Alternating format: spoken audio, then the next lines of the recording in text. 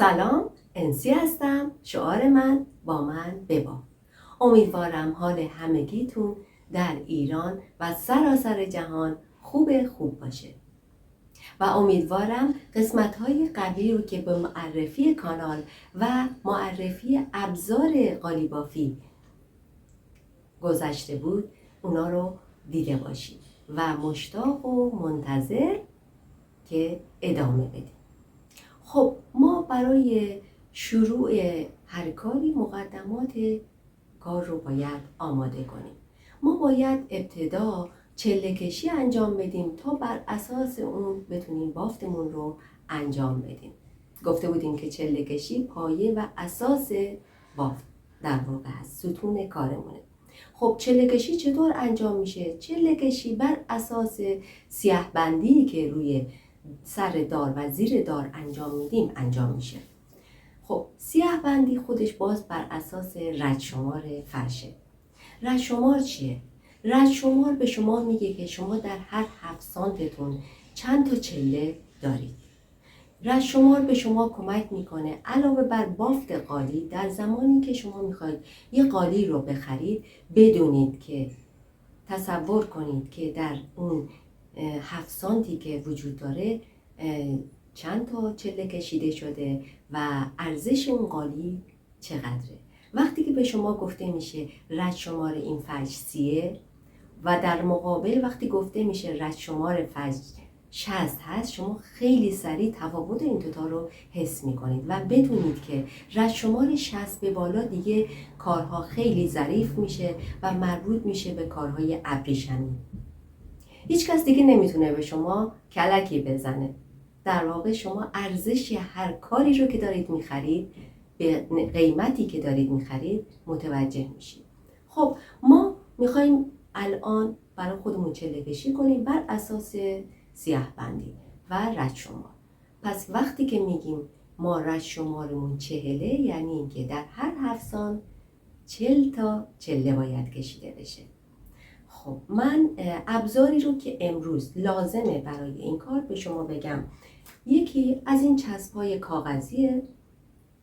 میتونید از کاغذهای آچار هم استفاده کنید و دور سر دار و زیر دار بپیچید که بتونید علامت گذاری کنید و 1 سانتیمتر که در هر خونه پیدا میشه و یه دونه هم خودکار یا مداد یا ماژیک، هر چیزی که باهاش به اصطلاح راحت تری.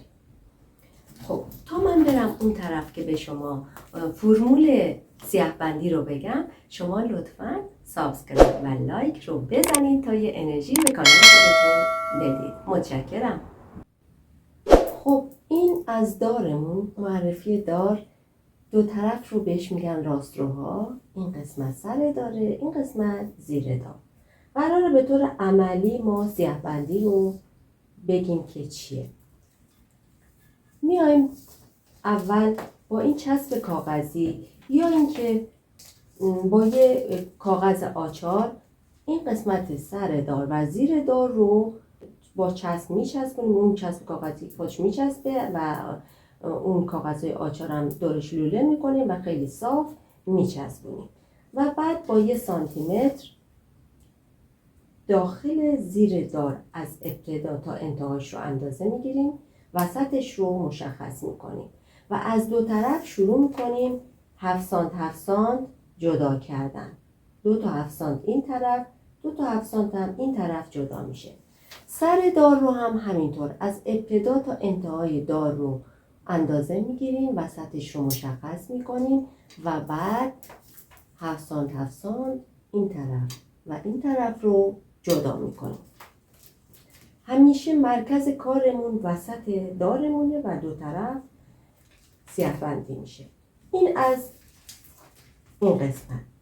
و بعد الان یه فرمول ساده ای داره که وقتی به ما یه عددی رو بگن، مثلا میگن یه نقشه ای دارید شما که 174 تا گره داره در ارزش و رد شمارش هم 40. شما بیاین روی این دار سیاه بندی کنید. چیکار میکنیم ابتدا؟ میایم 174 گره رو تقسیم بر 40 میکنیم که رد شمارشه، میشه 4 و 35. این عدد 4 در واقع نشون دهنده 4 تا 7 سانته. در واقع نشون دهنده 4 تا 40 گره در یک 7 سانته.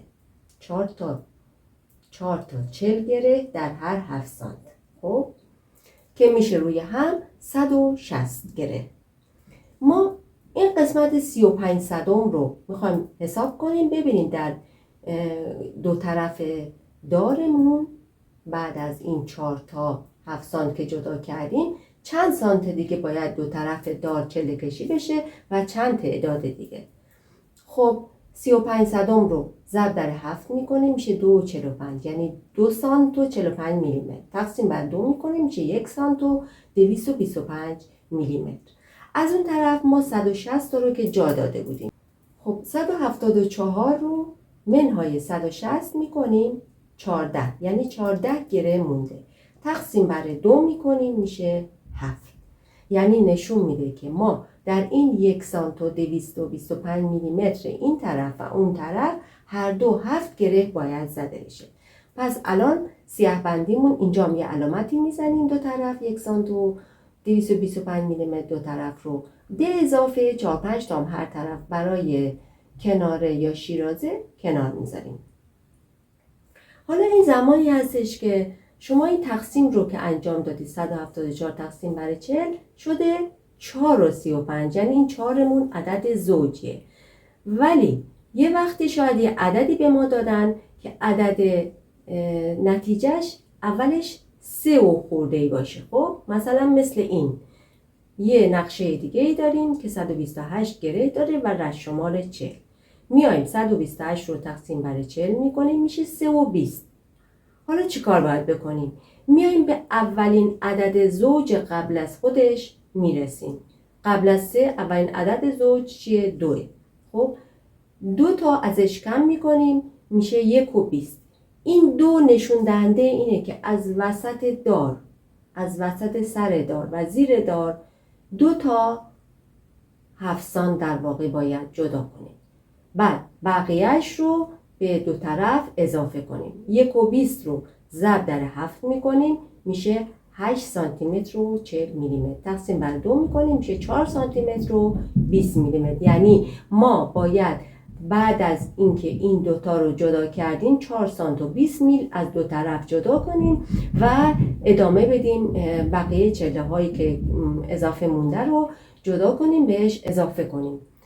خب الان ما 128 رو گفته بودیم که 2 تا 40 تا گره اینجا این وسط هستن، 2 تا 40 تا میشه 80 تا.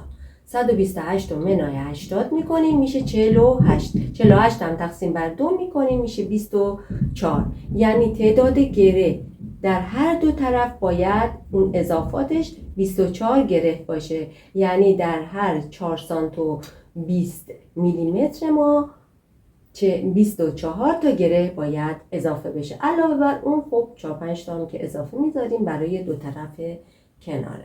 این کل موضوع رشت‌شمار و سیاه‌بندی.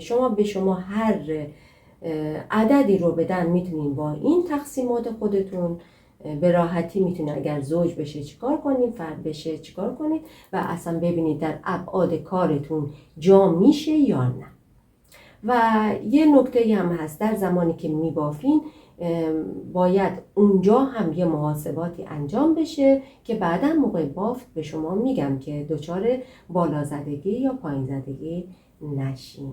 خب ببخشید از یه نظر که به هر حال ما یه فضای بسته آپارتمانی هستیم و سر و صدای بچه در همسایه بالا که داره بازی میکنه یا شاید یه وقت صدای بوقی از خیابون بیاد، هرچند که سعی میکنم این نویزا رو بگیرم ولی به هر حال یه سر و صداهای غیر از صدای کار ما وجود داره و این طبیعی هر زندگی هستش و از شما عذرخواهی میکنم. ضمن اینکه گاهی اوقات به اصطلاح خودم هم یه طوری صحبت میکنم، شما ممکنه یه برداشت دیگه بکنید. مثلا گره هایی که داریم گاهی اوقات به جای گره میگم چله، شما اینا رو بر من میبخشید. شب و روزتون خوش.